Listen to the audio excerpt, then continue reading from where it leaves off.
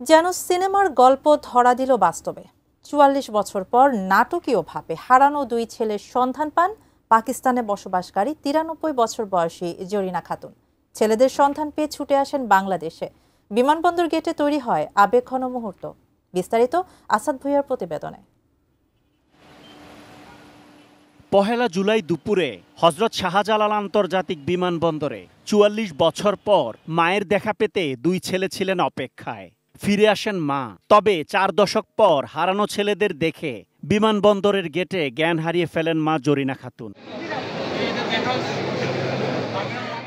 স্বামীর সাথে বিচ্ছেদের পর আর্থিক অনটনের কারণে দুই ছেলে এবং দুই মেয়েকে নিয়ে পাকিস্তান চলে যান জরিনা খাতুন। এদেশে রেখে যাওয়া দুই ছেলের সাথে নিয়মিত যোগাযোগ করতেন চিঠির মাধ্যমে। সবশেষ ১৯৮৮ সালে দুই ছেলেকে পাকিস্তান নিতে তাদের কাছে লোক পাঠান তিনি। কিন্তু মায়ের সাথে রাগ করে পাকিস্তান যাননি তারা। রাগ দেখিয়ে চিঠি লেখাও বন্ধ করে দেন মা। তারপর থেকে যোগাযোগও বিচ্ছিন্ন। লোক পাঠাইছিল নেওয়ার জন্য, আমি যাই নাই। তারপর থেকে আর চিঠি দেয় নেই। তখন থেকে ভাবছি হয়তো মা নাই। ছেলেদের সাথে যোগাযোগ বন্ধ হওয়ার কষ্ট সইতে না পেরে তাদের খোঁজে ১০ বছর আগে ঢাকায় আসেন মা। ততদিনে ঢাকার শ্যামবাজার ছেড়ে মিরপুরে বসবাস শুরু করেন ছেলেরা।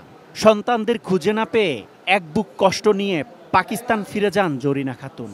এই মালিবাগ মুলিবাগ টঙ্গি মঙ্গি বিছড়ে গেছি বহুত জায়গায়। জরিনা খাতুনের ছোট মেয়ে বিলকিস বেগমের বিয়ে হয় পাকিস্তানে বসবাসরত এক বাংলাদেশির সাথে।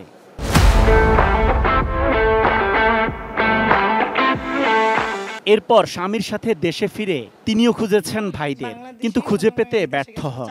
আমার বিয়ে হয়েছে, 4 জনের মা হয়েছি, পরে বাংলাদেশ আইছি।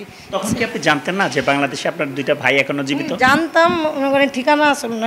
মাঝখানে কেটে যায় ৪৪ বছর, বদলে যায় অনেক কিছু।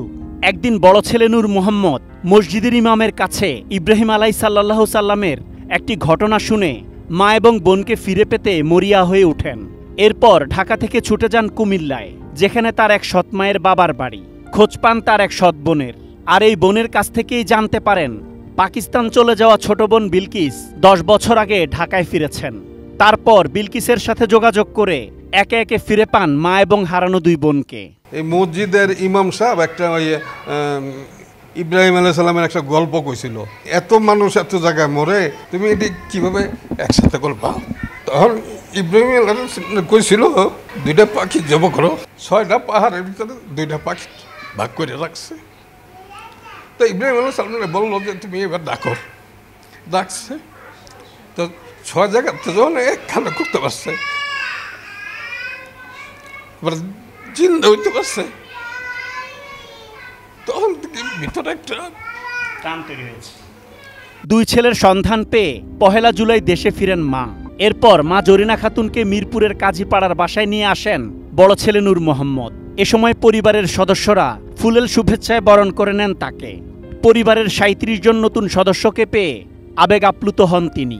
আমরাটা দেখাই তার মুনাফিক ছিল, আমার কলিজা খতম হয়ে গেছে। আল্লাহ দিল আমার তো পোলা গুণ পাইছি।